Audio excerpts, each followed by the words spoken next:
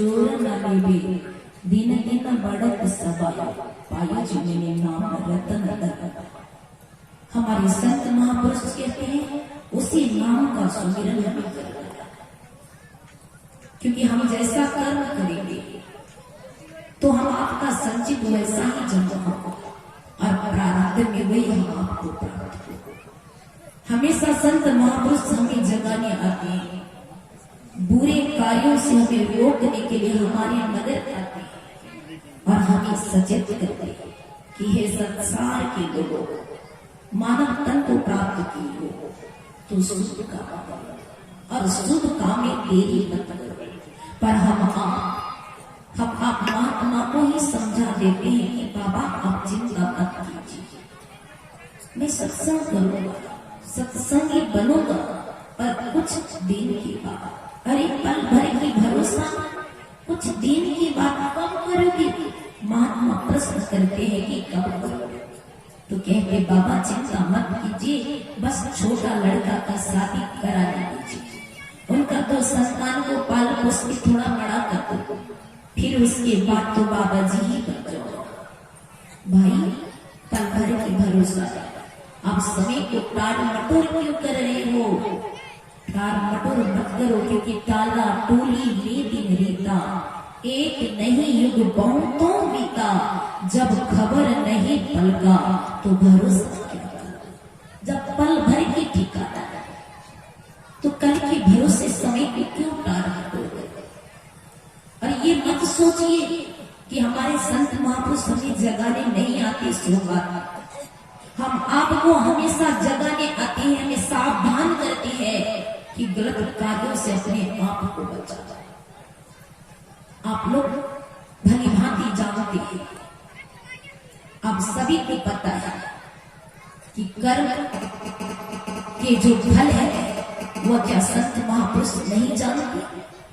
महाभारत की लड़ाई को रोकने के लिए भगवान श्री कृष्ण जी आए समझौता करने के लिए, धृतराष्ट्र दुर्योधन के पास नहीं आना। फिर बाद में वेद व्यास जी महाराज आए, बहुत समझाया कि इस महाभारत की लड़ाई को रोको, इस महाभारत की लड़ाई से बहुत मां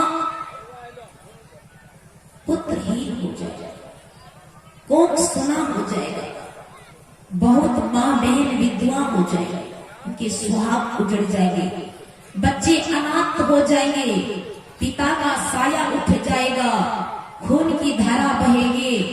इसीलिए हे धृतराष्ट्र इस महाभारत की लड़ाई को रोको। बहुत समझाया पर धृतराष्ट्र ने नहीं माना।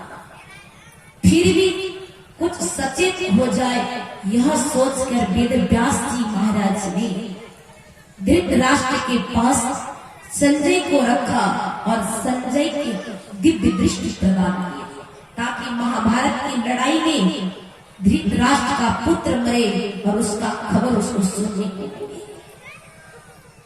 प्रत्येक रोज अपने पुत्र का मरने का खबर सुनता था, फिर भी धृतराष्ट्र ने इस महाभारत की लड़ाई को नहीं रोका। जब भी महात्मा आते हैं नगर में, अनहोनी से रोकने के लिए आते हैं, पर होनी इतना प्रबल रहता है कि हम संतों के वचनों को काट के चलते हैं, जिनके कारण हम आपके जीवन में दुख होता। अरे प्रभु श्री राम जी ने सारे दुनिया को दिखाया कि देखो मैं भी अपने कर्मों का फल को भुगत रहा हूं, और राजा दशरथ श्री राम के पिता होने का सौभाग्य प्राप्त किया। क्या कर्मों के फल उसे छोड़ दिया? नहीं छोड़ा। पुत्र वियोग में जैसे ज्ञानवती शांता ने, किनका पिता माता थे श्रवण कुमार, वो पुत्र वियोग में मरा, श्राप दे दी कि राजा दशरथ तू भी एक दिन पुत्र वियोग में मरेगा। और यही हुआ, श्री राम को 14 वर्ष का वनवास मिल गया, पुत्र का वियोग सहन नहीं कर पाया, राजा दशरथ ने पुत्र के वियोग में मृत्यु हो गई। आप लोग सुने होंगे मांडव ऋषि का नाम। मांडव ऋषि के आश्रम में वह ध्यानस्थ बैठे थे। बगल वाला गांव में चोरी हुई, चोर लोग संपत्ति लेके भाग रहे थे। गांव वालों को पता चल खेत में वे चोर उस संपत्ति को बचा नहीं पाया, डर के मारे बाबा जी की कुटिया में रख के भाग। गांव वाले खेत ले गए, देखते हैं बाबा जी के बगल में संपत्ति। गांव वाले कुछ जाने नहीं, सबके मन में हुआ ये ढोंगी बाबा संपत्ति चुरा के ध्यान अभ्यास करने बैठा और उसको पकड़ के कचकुच से सूली पे चढ़ा दिया। सच्चाई की खोज करने लगा, पता चला कि ये महात्मा है पांडव, ऐसे ये चोर है।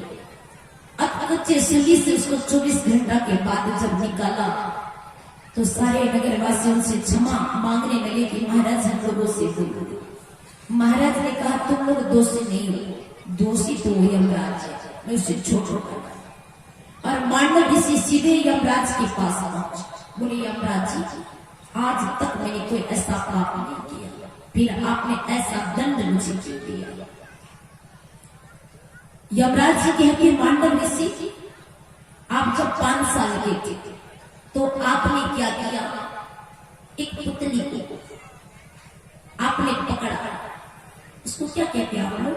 टुकनी टुकनी टुकनी टुकनी कहते हैं। हाँ बस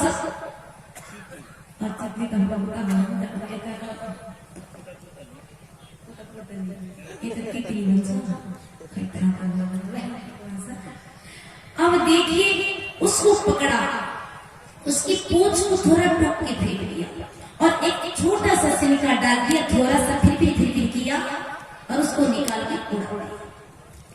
बोले आप 5 साल की उम्र में यही गुनाह किए हैं, इसीलिए आपको अत्कुच सूली में चढ़ना पड़ा।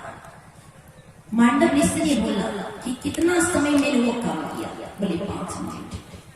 बोले हे यमराज जब मैंने 5 मिनट गुनाह किया था तो आपने मुझे 24 घंटा क्यों रखा?